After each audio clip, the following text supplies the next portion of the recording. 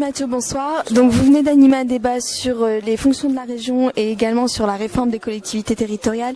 Dans un premier temps, on est à moins d'un mois des régionales. Est-ce que vous pouvez nous redonner les fonctions de la région et du conseil régional? Oui, alors la région gère des questions de développement économique, les transports, notamment les transports ferroviaires, gère les lycées, donc reconstruit, réhabilite les lycées, gère la formation professionnelle, l'apprentissage, et a également des compétences moins importantes, mais quand même sur le tourisme, sur l'aménagement du territoire, sur la recherche et l'enseignement supérieur.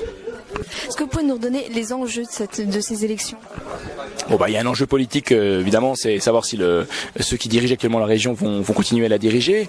Je pense plus largement, c'est pour les citoyens, c'est un enjeu donc la région est une collectivité locale, donc gère des questions qui concernent directement les habitants. Hein. Quand je parlais des transports tout à l'heure ou les lycées, voilà, c'est quand même des choses qui parlent aux gens et qui sont visibles dans la région. Donc il y a une vraie proximité entre les décisions qui sont prises par la région et la vie quotidienne des citoyens du Nord-Pas-de-Calais qui explique qu'il est très important d'aller voter, même si souvent, bien sûr, c'est une collectivité un peu méconnue parce qu'on a l'impression que les compétences sont un peu techniques, hein, donc les gens se disent à quoi ça sert, c'est pas très clair. Or, je vous assure que c'est des choses qui sont importantes, qui ont des conséquences sur la vie de tous les jours.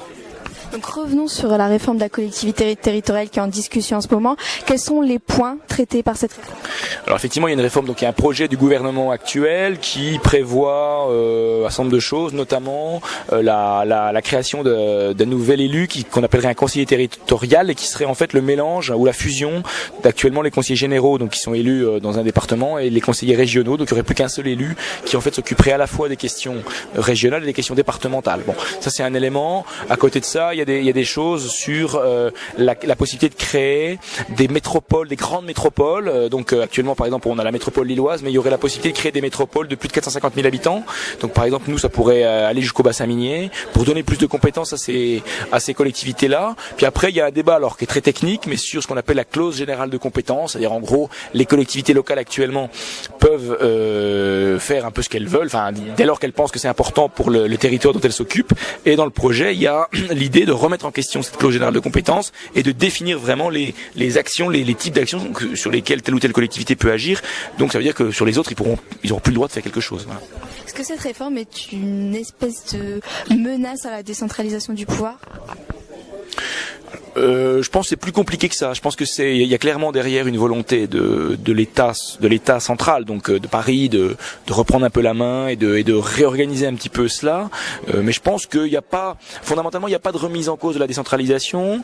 Il y a une volonté de la réorganiser, de la moderniser. Et le désaccord en fait qui existe à mon avis entre la gauche et la droite, c'est pas un désaccord sur le fait qu'il faut faire évoluer la décentralisation. Je pense que tout le monde est d'accord. C'est sur les formes que ça peut prendre. Je pense que la gauche reproche à la droite de vouloir réduire le nombre d'élus, de vouloir faire quelque chose de pas assez démocratique, de vouloir faire une réforme surtout pour en fait réduire le nombre de fonctionnaires dans les collectivités territoriales.